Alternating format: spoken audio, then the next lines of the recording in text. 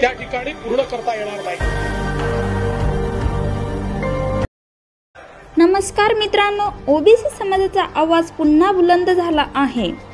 मुख्यमंत्री देवेंद्र फडणवीस यांनी राष्ट्रीय ओबीसी महासंघ 10वे राष्ट्रीय अधिवेशन देशभरातून आलेले प्रतिनिधींनी एकच मागणी आणि हक्क आणि न्याय या विषयी चर्चा झालेली आहे।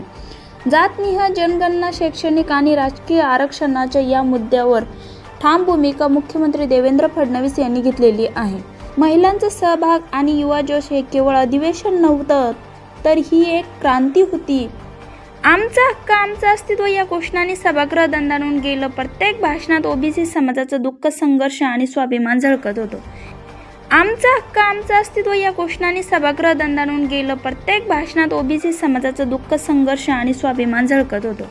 मुख्यमंत्री देवेंद्र फडणवीस यांनी ज्या नेत्यांनी सामाजिक लढा दिला, त्यांच्या प्रत्येक शब्दाने लाखो मन भारावून गेलं। हे केवळ अधिवेशन नव्हतं, हा एक सामाजिक एल्गार होता आणि या क्रांतीचं एल्गार म्हणून मुख्यमंत्री देवेंद्र फडणवीस यांनी सभागृहामध्ये म्हटलं। महिलांचा सक्रिय सहभाग, तरुणांचा जोश आणि ज्येष्ठांचे मार्गदर्शन हे अधिक एकतेचं आणि शक्तीचं प्रतीक ठरलं, असे सुद्धा देवेंद्र फडणवीस यांनी उपस्थितांचं मन भारावून घेतलं। तर मित्रांनो, हा व्हिडिओ जर आवडला तर लाईक करा, शेअर करा आणि सबस्क्राईब करायला विसरू नका। धन्यवाद।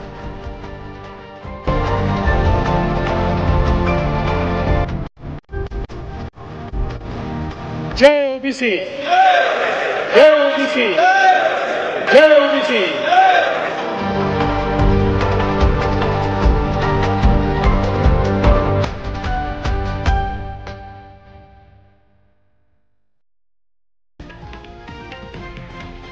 हे आहे देशातील नंबर 1 न्यूज